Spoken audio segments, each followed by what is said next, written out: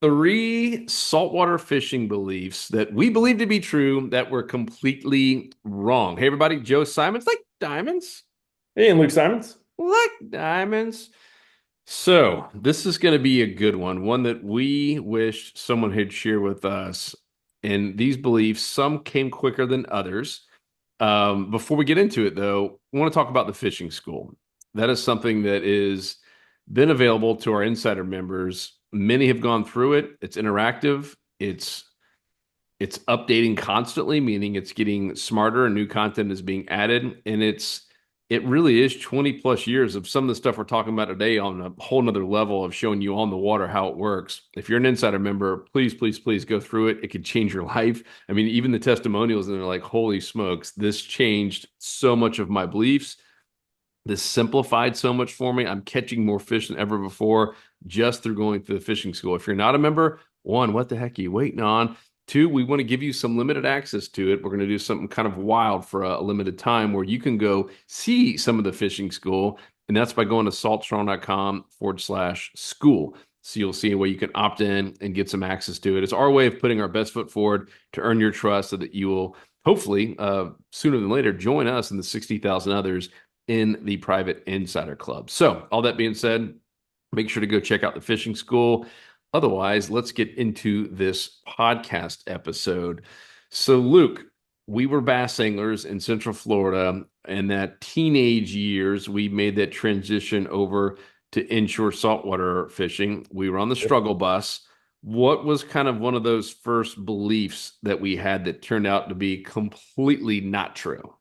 Yeah, the biggest one, and it kind of dovetails into the rest, is that we just thought that the saltwater fish were bigger and smarter. And the bigger part was true. The smarter part is not true at all. And what I eventually learned after 15 plus years of frustration is that not only are they not smarter, they're dumber. And it makes sense too when you think about it, that bass, we became pretty good bass anglers to the point where we were consistently catching bass. All lures, right? I don't know if we ever really hardly ever use live bait for bass, but for whatever reason, we thought that for going to saltwater, we had to like leave our plugs and our favorite lures aside for bass and now get cast nets and live wells and really outsmart these super smart fish. And that was kind of the premise. And again, these saltwater fish, there's so many of them never even seen a lure. They don't know to be scared of a lure or something that is a little bit different. That was just the one, I think the macro thing that caused many years of frustration is assuming that they were smarter, going back to the same spots that weren't productive, and thinking that the fish were there, they just weren't feeding. And it turns out that hey, the fish just move. All the fish are doing, all these saltwater fish are doing is reacting to their environment. And as long as you put yourself in the right spot at the right time, you're going to be catching them, Yeah. regardless of what you're throwing in I most mean, cases. yeah, and it makes sense, right? From that perspective, freshwater, like as we're recording this, I'm staring at a lake out my window right now. It's like a fishbowl, right? There's nowhere for them to go. They cannot get up on land and go elsewhere. There is not inlets or passes or channels. They're stuck in this lake, right? And for the most part, they kind of stay in that same area, right? They might go a little bit offshore. It's funny hearing the bass guys say offshore, right? They might go a little bit deeper during certain times of the year, but in general, they kind of hang around the same sort of structure. They don't go that far. And I know in this pond in particular, this lake that I'm staring at, there's a ton of pressure. And it's the same bass guys who are fishing week in and week out, and there's only so many spots you can fish. And these bass are seeing every type of lure possibly thrown at them. I've gone to my dock where I feed the fish pretty frequently, and I've seen how many times the anglers are down there, and I've seen how many bass are down there, always hanging around that particular structure. Whereas saltwater fishing, right? At least what we thought is, oh man, it's not a glass bowl, it's not a pond anymore. They can go everywhere. They can go out truly offshore, right? They can go way back into creeks and estuaries and into small little areas that no one can even get to. And turns out they're quite predictable. So let's talk about that, right? That whole 90-10 zone is something we mention all the time. Talk about that aha moment when we realize, man, these saltwater fish aren't smarter. In fact, they might be dumber. And there are It's not many might that be. have never even seen, forget lures, they've never seen any sort of man trying to catch them with any sort of thing with a hook in it. Yeah, and it's not might be dumber, they are dumber. And it comes down to pressure. The perfect example is when we went to Louisiana, right? Remember we went out there and we were there's like 20-pound redfish just on the shallows, and we would drop a lure right on their head, and that was the best way to catch them because they had no fear of a lure landing in their face, and they would immediately hear it, see it, and eat it. It was insane. And that would never happen in Tampa Bay. That would never happen. These fish are smarter. They see a lot more pressure, and so every area is going to be a little bit different. But even in I've been living in St. Pete and Tampa Bay area for the last 8 years until Hurricane Helene made that in. But even in a high pressured bay like Tampa Bay, where there's a lot of homes, a lot of anglers, there's still so many creeks that don't get any pressure at all. Right, all the mangroves are overhanging, the bugs are bad. It's all marshy. You can't even wade it. And that's where a lot of these fish grow up. And even by the time they're like 12, 14 inches, they've been back there their whole lives. And they probably haven't seen any lures at all. Whereas a bass, right, to get even a bass that's 3 inches, it's going to be in many cases along a shoreline that is still getting a lot of pressure. So yeah, I think just the pressure is the biggest factor that determines the intelligence. And our issue again, going to saltwater, we struggled like real bad. Like couldn't even with live bait, we couldn't catch them. And we thought they were smarter. All that was happening is that they move more. So as we said, bass in many cases, especially in lakes, of course, they're in a bowl. They can't really move very far at all. They're usually find a good spot. They're going to be there a lot of the time. With saltwater, there's a lot more expanse. There's no fences, and but all they're doing, yes, they're traveling more, but all they're doing is reacting to their environment. Right, when the tide goes up, the fish will move in most cases. When tide goes down, they'll move out. In many cases, they're just following the food. And so once you learn their movements and you can find them, that's how you consistently catch them. So those who are consistently catching fish, all they're doing is they're just better at finding the fish. It's not that they have a secret bait or secret lure, or any of that kind of. As far as just catching fish consistently, it's all about finding them. And to do that for saltwater, it's crucial to understanding how they move and why they move. And different seasons change, right? Joe mentioned that before. In the summer, their behaviors are extremely different than in the winter. And then this fall and spring are kind of close to one another, but there's like a kind of a transition zone. But it kind of sounds overly complex doing that. But the overall lesson is just to know that if you're not getting strikes with snook, reds, trout, flounder, it's most likely not for them being too smart to catch. You're just not putting yourself in the right spot at the right time. There might be a spot that is really good at like an incoming tide. Like we spent so much time just trying to plan our trips around the top of the incoming tide because that's when we heard was that's when they're feeding. And so that's the only time we fished. And that worked great during some seasons, and then it was horrible in others. And it was again, had we just known that, yes, there are some spots that are very situational. There's going to be one spot that is really good at the top of the incoming tide, like we used to fish. But there's other spots that are good at the mid period of the tide, and there's other spots that are best at the very bottom of the tide, and there's even some spots that are best during like the slackish tides. So it's not that the fish are smart or that that they're overly intelligent. It's just that they move, and it's crucial to just be able to predict where they're going to be, and then get there and be ready for them. So that was long story short, that was the lesson that seems like an easy one to not get fooled by, but it had us for many, many years. Which is why fishing school, depending on your level, it all starts with the 90 10s and finding the fish. It is the most critical.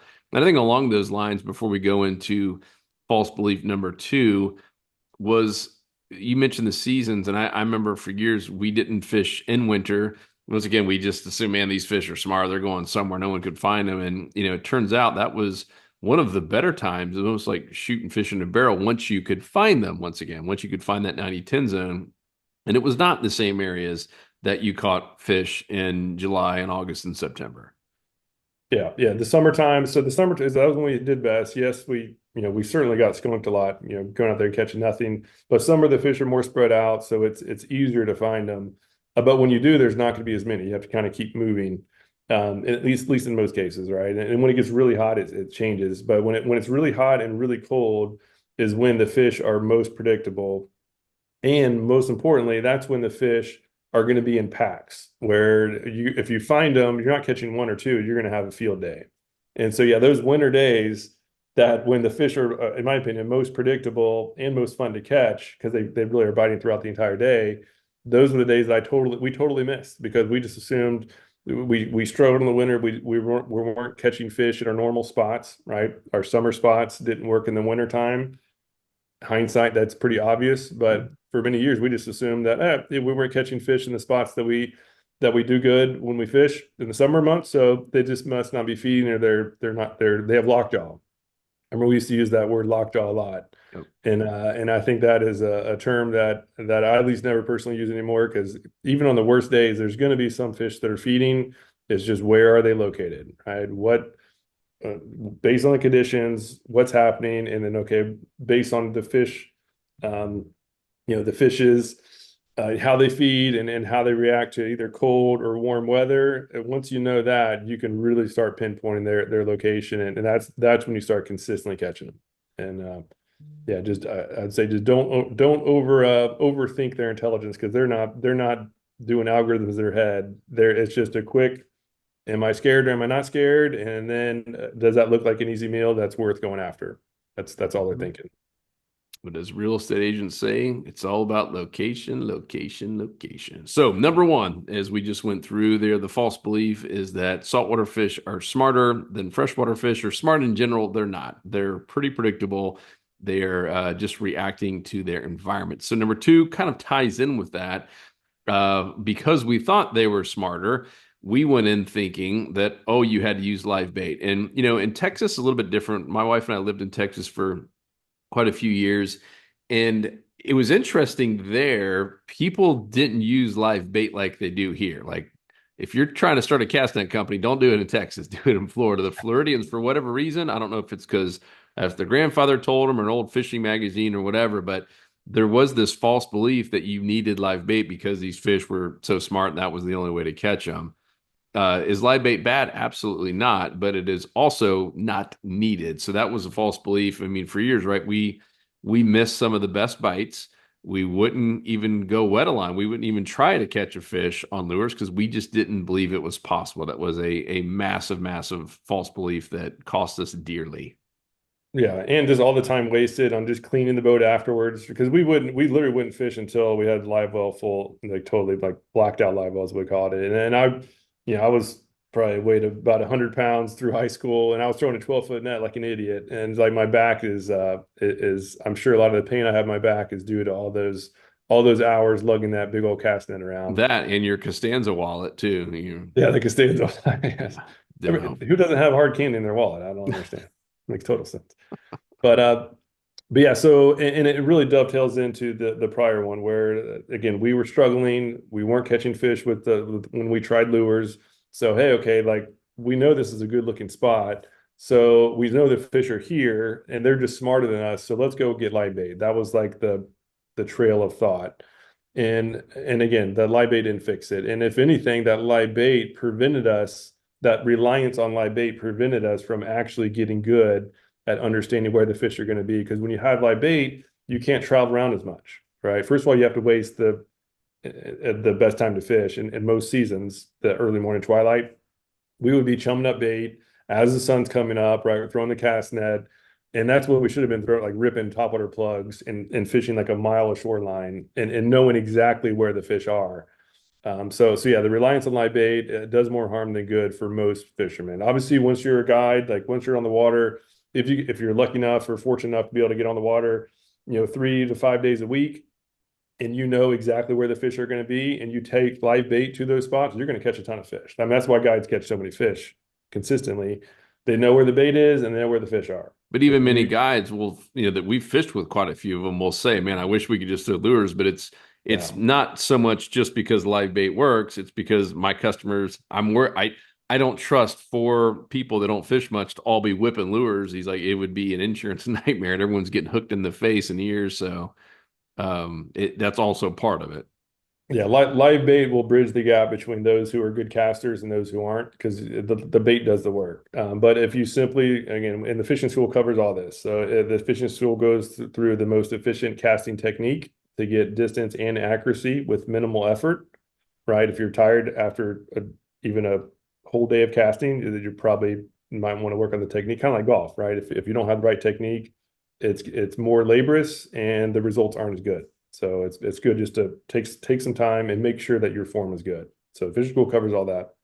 Um, and then the what was the other part of the where I was going with that? The oh yeah, so the casting. So then the lures and lure presentation, right? I've done a ton of contests over the years, testing different colors, right? Same lure, different color. Then I would try a totally different lure altogether. A recent one was like a weedless spoon versus a spinning twitch lure. Very different. They're even different colors, and almost all of them, the results are like neck and neck. Where and so far I've yet to have one. As long as the lure is at least roughly a similar size and is covering roughly the same depth, the results are pretty much it's tough to predict which one's going to be better. And so again, it all goes back to don't worry about the finding the perfect color to match the exact conditions going on. We pay way more attention to lure color than the fish do. All right, these fish are not smart. All they're doing, does that moving object, all they're thinking is that moving object look like something that could be good to eat? And if the answer is yeah, and do I have enough energy to bother catching it? That's it. And if that's a yes and a yes, they eat it. And if one of those is a no, they don't.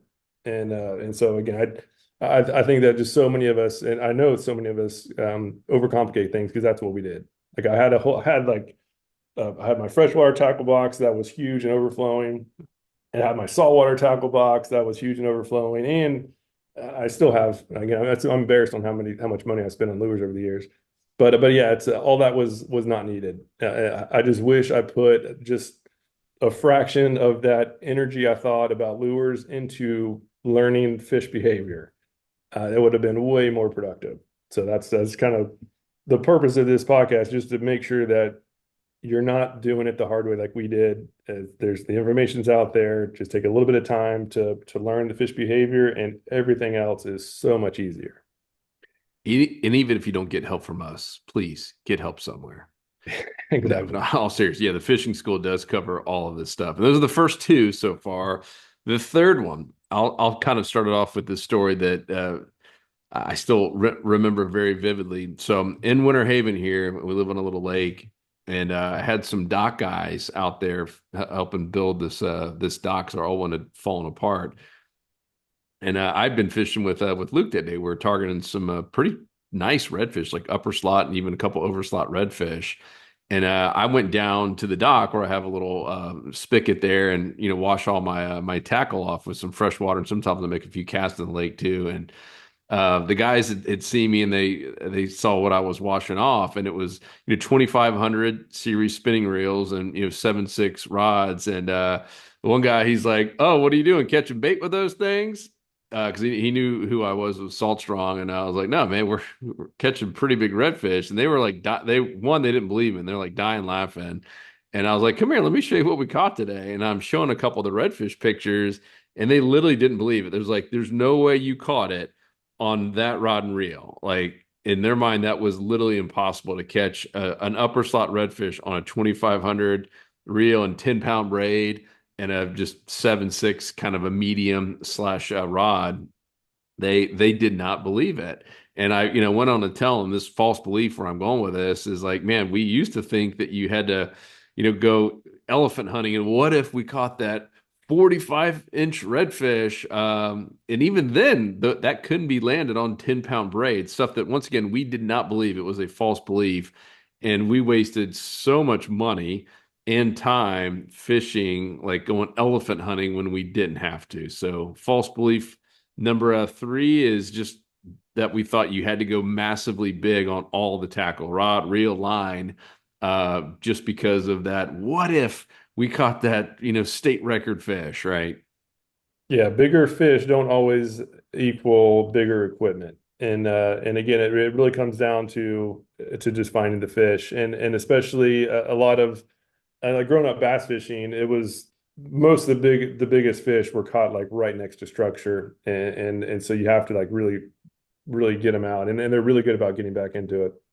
Um, with snook, reds, trout, a lot of times those bigger fish are out cruising the flats, they're cruising the shallows, looking for some easy meals, and especially like when in the fall, like right now, we're filming this as the fall is my favorite season of all because the big redfish come from out in the deeper water and they come up on the shallows and they're in big groups and they're hungry and they're a ton of fun. And when you find them, you find a bunch of them.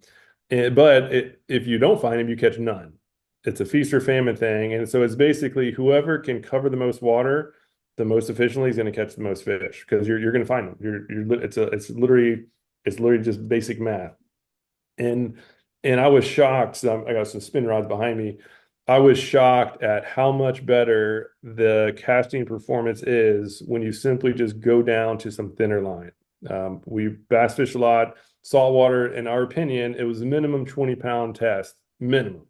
Right. And that was when braid was kind of coming out. So like, oh, this braid, it's the equivalent to a 6-pound mono. That's awesome. And it's like a 40-pound braid. So we're chucking this thick line and we're significantly decreasing our casting performance, which is significantly decreasing the amount of fish we're able to reach. And again, had we known to just go out with like a 10-pound braid for most, if we're not fishing super tight to structure, and we're going to get, I did experiment with a 20-pound braid and a 10-pound braid, all else equal, same rod, um, same reel, and the 10-pound braid casted about 20% farther. And it might not seem like a lot, but that's a big deal. So when you do assuming that like a normal size lure, it equates to every 15 casts is an extra football field of distance that is now being covered than with a 10-pound line versus a 20-pound line. Think about that. 15 casts, an entire football field of additional coverage. And most importantly, is that coverage is going to be the ideal zone to catch the biggest fish. Because once the fish are bigger, and especially in high populated areas like Tampa Bay, those fish are getting smart. Right? They are used to pressure. They have once they're bigger, they've learned the sensation of a boat of like a water pressure moving in danger. And so they'll stay pretty far away in most cases. Like usually a lot of times when you see a school of redfish, if you're not super quiet, you'll see them and they'll always stay just out of casting range because they can sense it. But a long story short, that longer cast will put the advantage more on our side to at least hook the fish, right? You got to hook them first and then worry about the rest later. But as long as you're not fishing super tight to structure, a 10-pound braid is more than enough to catch overslot redfish. I've caught a 40-inch redfish on 10-pound braid, no problem. As long as they don't get around structure, a 10-pound braid, the actual breaking strength is usually around 20 pounds as long as you have a good knot. So, so yeah, that was again, that probably took, I don't know, 6 or 7 years of poor results before we started going light. And now, especially like in Tampa Bay, when the water gets real clear and I'm sight fishing, I'll even go down to a 5-pound braid. Like it still breaks 11 pounds and it's super thin. The fish can't feel it, they can't see it, and it just helps. But uh, but if you're fishing low populated areas, you don't need to bother. You can go heavier. But the key thing is just make sure that you're going with the lightest tackle possible to handle the fish you're targeting. So if you're skipping lures under docks or you're fishing an inlet or a pass but strong current and a lot of structure, don't use 10-pound braid because you're going to likely hook a big fish and you're not going to be able to land it. It's going to break you off. At that point, that's when you want to use a 20, 30, or 40 pound line. But if you're fishing inshore like rivers, creeks, open water that doesn't have super strong current, I would say like a maximum of 10 pounds would be my recommendation. Even on bait casting reels, that thinner line gets a lot better casting performance as well. Yep. And, Peter Deeks shared with me, Captain Peter Deeks, if you guys don't know him, he's one of our fishing coaches, and he's got a handful of world records, caught on his boat with himself and his clients. And I think a lot of people get on his boat and expect to see, these massive spinning reels and really big, heavy line. And even with him, I think they're shocked. And his reply always is, "Hey, my number one goal is to get them hooked first. Then I figure out how to get them in." But he's like, "I'm trying to go as light as humanly possible to get that bite from these really big, super smart fish." And many times he's just using a 3,000 series reel. Might sometimes have 20-pound, braid on there, depending on the type of structure. But this is going after like world record, state record fish. And he's even going that light, and many times down to the 10-pound test if he's on an open flat. So, yeah, that was that was an eye-opening one that I know we wouldn't have believed it because we didn't believe it, right? For many, many years, we were pretty stubborn on that one. So if you're going out and you're And not having the success that you want and you're using 20-pound braid for inshore fishing, cut it in half. Go 10 and watch what happens. Your ratio of catch per hour will go up, assuming you're fishing in an area with fish and you know how to find the 90-10 zone, which, by the way, we talk about in the fishing school at the top of every single chapter. So. yeah, and Peter Deeks, Captain Peter Deeks is a perfect example of number one, right? Of learning fish behavior. He is the best I've ever seen of catching just giant fish all season long, and he somehow does it. He somehow is able to put himself in the right spot and catch, I mean, incredibly big trout, snook, and redfish. It's insane. He's the best. And guess what he studied in college? Marine biology. Like he did it the right way. First of all, he's just a good angler, but he studied the fish. He is the I would say the most diligent student of fish behavior that I've ever met, and so it shouldn't be a surprise that he is the best of knowing exactly how those big fish behave. I've never seen anybody do it like him. He speaks Um, fish. he speaks fish, but also too. So the line is one thing, and the other false belief that's kind of related is the rod and like the equipment side. Again, that you spend more, you get better results, and even the prioritization. That was an issue that I mentioned. So I overspent a lot of money on over the years. So I just want to make sure that you don't do the same. Is I thought that the reel was the most important. So I was literally like mowing lawns at $5 an hour, picking weeds and getting bit by ants and mosquitoes. But I'd take all that money and I'd spend it on the best reel I could get. So I was out with like penniless, and I was chucking a $250 reel, and then for the rod I got whatever budget I had left. And that's the exact opposite of what I should have been doing, especially for those of us throwing lures. Because I love throwing lures, although I struggle with it. A big problem was I had a way overdue reel, and then my rod was just it was not a good rod at all. So what I eventually learned is that the rod is by far the most important for those of us chucking lures, and because that's what delivers the lure, it's what sets the hook, it's most important what helps you feel the strike. Knowing the difference between a pinfish tapping at the tail and a trout or redfish or a snook eating it is a game changer. For one, you set the hook, obviously. For the other one, it's crucial that you don't set the hook, because that oftentimes when those pinfish are messing with it, as long as you don't spook the pinfish, they'll stay with it. And guess what? Guess what's the best way to attract attention to your lure? If there's a bunch of pinfish following your lure, a big fish in the area is going to come around, see what's going on, and think that it's stealing the easy meal from those pinfish. So many people, I take them out, they're setting the hook every cast because they're feeling those pinfish taps. And what that does, that spooks everything. When that thing rips, when that lure rips through the water, that's not natural, and it just freaks the fish out. So long story short, pay attention to prioritizing your equipment based on the actual need that you have. And again, the fishing school based on your level, you don't have to go out and spend 400 bucks on a setup if you're an intermediate or newbie. Just go out and get a good combo, get a good setup, focus on the rod, use the remaining budget on the reel. We give you tips on that and on pairing, and then get some good thin braid. And it's shocking how effective that is without having to spend an arm and a leg. Cool. So those are the three. If you want more, go to the fishing school. If you're currently an insider member, it's right there in the community. You'll see a link at the very top left for the fishing school. And if you're not, you want to get some access, go to saltstrong.com/school. You'll see a place you can opt in, give your email, and I will give you some access there. As I said, interactive, it's updating. It's everything we wished was around when we were doing that transition, and even stuff for advanced people. I mean, there's an advanced section, and the goal is to take people from where you are to where you want to be, right? Regardless if you're a beginner and you want to just become a more consistent weekend warrior, if you're a consistent weekend warrior or inconsistent weekend warrior and you just want to get really, really consistent and really, really good, there is a kind of a path for you as well. So there's a path for everyone, and it's become incredibly popular, incredibly helpful. So use it. it is there for you guys. And if you have any questions on this, depending on where you're watching, comment down below. But best place is to go to the fishing school where you can ask us questions and get an answer right from Luke or one of our other coaches. Anything else, Yeah, dude? they actually go straight to me. So yeah, because I just love helping fishermen out and learning from everybody, right? So I field all the questions in the fishing school.